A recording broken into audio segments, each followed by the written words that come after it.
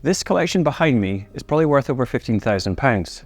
But here's the thing, you could build an equally impressive collection for less than £2,000 if you knew what you were doing. Most people think whiskey collecting is only for the wealthy. They see £300 bottles, £500 single malts and think it's out of reach. But the truth is, whiskey collecting isn't expensive, you're just doing it wrong. Now today we're going to completely change how you think about building a whiskey collection. We'll show you how smart collectors build impressive collections on modest budgets, whilst others waste thousands on bottles that don't actually improve their collection at all. Welcome back to Still Spirit. I'm Kelly. And I'm Kev. Now, if you ever want to start collecting whiskey but thought it was too expensive, this video is going to change everything. Coming up, we'll reveal the biggest mistakes that waste collectors' money, 6 smart strategies that maximise every pound you spend, and specific bottles under £50 that belong in serious collections, and how a £500 annual budget can build an impressive collection in just 3 years. Now, we'll also show you real examples from our shop floor, bottles that cost a fraction of the price but deliver more value than most people are buying. By the end of this video, you'll have a complete roadmap for building a collection that impresses experts without breaking your bank. Let's start with why most people think collecting is expensive. They're making fundamental mistakes that waste their money. The biggest mistake? Believing older automatically means better. We see this constantly, people spending £200 on a mediocre 18-year-old when they could get something far more interesting for £60. Now here's a perfect example. This Dalwhinnie 15-year-old costs less than £55, and it consistently outperforms whiskies costing 3 times as much. But people ignore it because they think they need to have a 21-year-old age statement instead. Age is just one factor. Cask quality, distillery character and bottling strength often matter far more than how long it's sat in wood. Mistake number 2, paying for the label and not the liquid. Some of the most recognised names charge £100 to £200 more just for their logo, but if you explore some of the lesser known distilleries, you can get a comparable whiskey for a quarter of that price. And smart collectors know that independent bottlings often contain liquid from the same prestigious distilleries at a fraction of the cost. And the biggest collection killer? Buying whatever catches your eye without a strategy. Now, we've met collectors with 50 bottles more with no coherent collection. They have 3 Speyside 12-year-olds that all taste very similar. There's no Islay, there's no grain whiskey, nothing older than 15 years. They've spent thousands building and ended up with not much of anything. So, here are 6 strategies that smart collectors use to maximise every pound.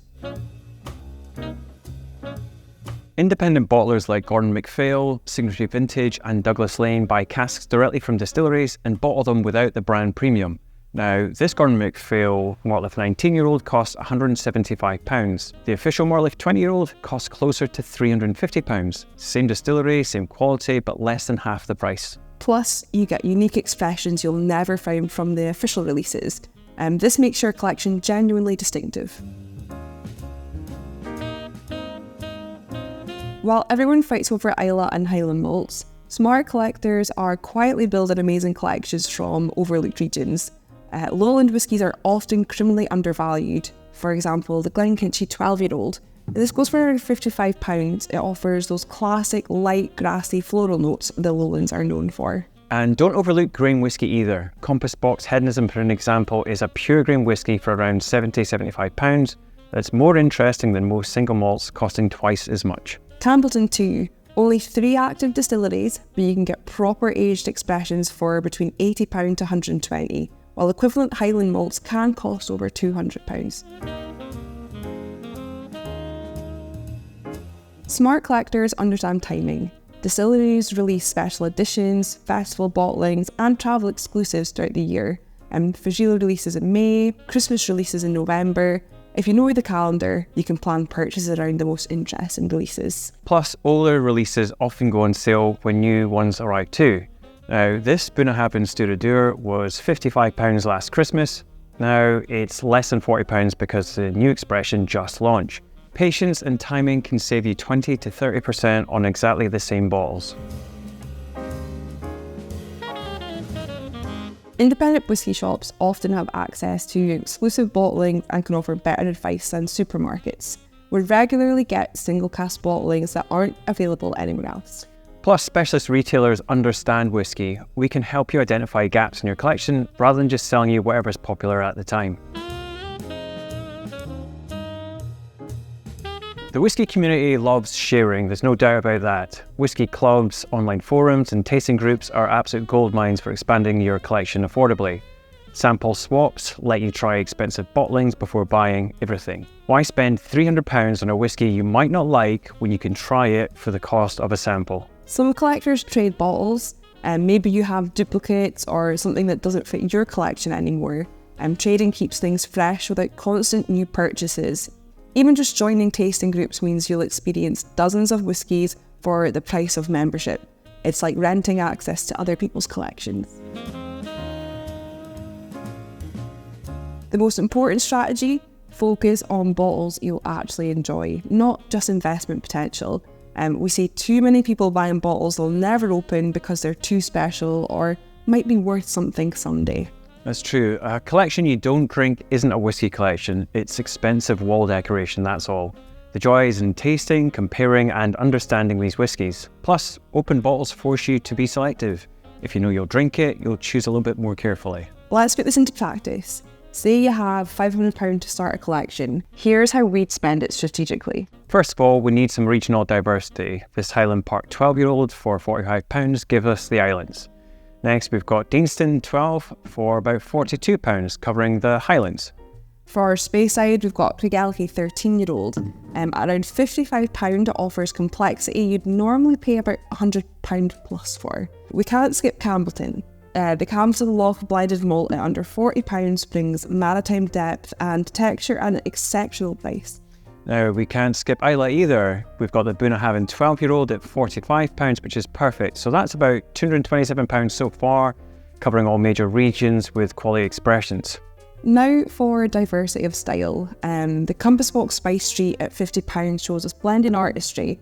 And then you've got the Talisker 10-year-old from Skye at £48, and that adds something completely different. Now, finally, we need something special. Now, we've got our independent bottling of the Kalila 17-year-old at £150. It's a single cask strength 17-year-old. Our total spend, about £475. We've got 8 bottles covering every region, multiple styles, age ranges from 10 to 17-year-old, and one truly unique expression. Now you compare that to somebody who spends £500 on a single bottle of whisky. Which collection would you rather have? Let us know in the comments. Now, imagine doing this strategically over 3 years with a £500 annual budget.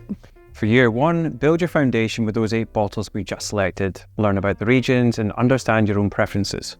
Year 2, add older expressions and special releases. Maybe that Benromic 15 at £80, a festival bottling for £95, some independent bottlings as well. So for year 3, start adding some premium pieces. Get like a Gordon MacPhail 21-year-old, maybe a special anniversary release of some sort. After 3 years and around £1,500 spent, you'd have about 25 to 30 bottles spanning every region, multiple decades of age statements, rare bottlings, and a collection that tells a complete story of Scottish whisky. Meanwhile, somebody spending the same £1,500 on 3 expensive bottles has just 3 bottles. Now, which collector has more knowledge, more experience, more to share with friends? Let us know again in the comments. Now, some people will say, but what about investment potential? What about rare bottles appreciating in value? And they're right, whisky can absolutely be an investment. Now, we've seen bottles in our auction house, Whisky Hammer, double or sometimes triple in value.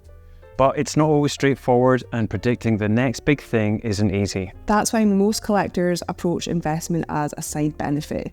Build your collection for enjoyment first, and along the way you'll naturally pick up bottles with strong investment potential. Now, the truth is, the bottles that appreciate the most are often the ones that people didn't expect. If you think back to how something like Macallan's Private Eye exploded in value and nobody saw that coming at the start. So yes, you can invest in whisky. Our auction house proves that every month, but the real joy is in building a collection you love drinking. If it appreciates, that's a bonus. If not, you still have a collection that brings you pleasure. So there you have it. Whisky collecting isn't expensive when you approach it strategically. The barriers aren't financial ones, they're knowledge barriers. Understanding regions, distilleries, release patterns, and where to find value. Start with a plan, focus on diversity over prestige, and remember that the best collection is the one you actually drink and enjoy. And with just about £500 and the right approach, you can build a collection that rivals those worth thousands more. And of course, if you're just starting your whiskey journey and want to understand what makes each region special before you start collecting, check out our complete guide to whiskey regions right here, where we explore the unique characteristics of Speyside, Islay, Highland, Lowland and Campbellton whiskies. Understanding these regional differences is crucial to building a balanced collection, and you'll discover which styles appeal to your palate before you invest in full bottles.